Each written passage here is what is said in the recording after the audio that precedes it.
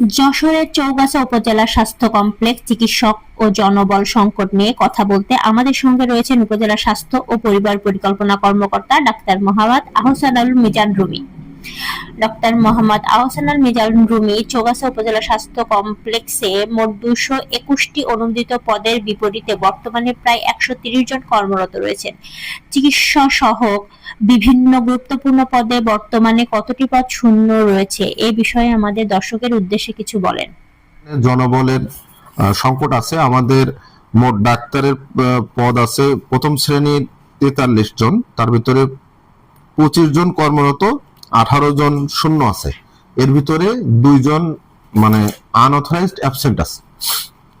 আর দ্বিতীয় শ্রেণী হচ্ছে 39 জন, তার ভিতরে 31 জন আছে, 8টি পদ শূন্য আছে। মিডওয়াইফ 8টি পদ আছে, 8টি পদের মধ্যে 7টাই শূন্য। তৃতীয় শ্রেণী 113টার ভিতরে মাত্র 60টা আছে। এই পদগুলাই সবচেয়ে বেশি শূন্য, 53টা খালি। চতুর্থ শ্রেণী 26 জনের ভিতরে 14 জন আছেন, 12 জন শূন্য।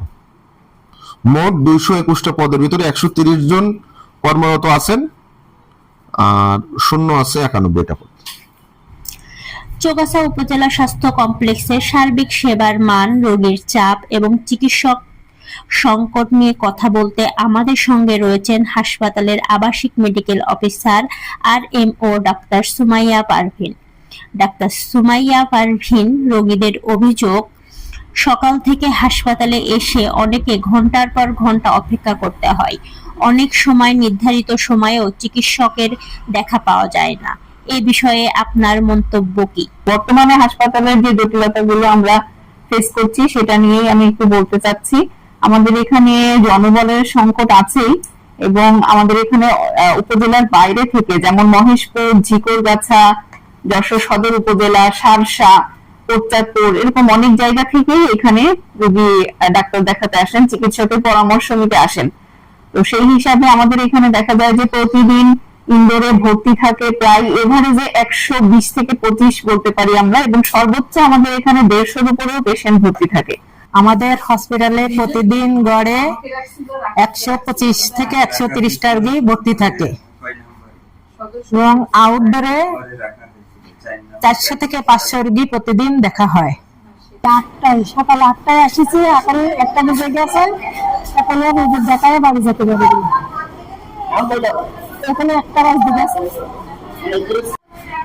আমি আসেছি 10টার সময়, এসে 10টা যখন 13 বাজে এখন টিকিট নিয়ে এখানে এসেছি। এসে তো এখানে দাঁড়ায় রয়েছে, সামনে মানে পাশে পাশে লোক মনে করেন সামনে সামনে ঠেলে ঠেলে চলে যাচ্ছে, অনেক ভিড়। এখন 12টা 12:30 বাজে গিয়েছে।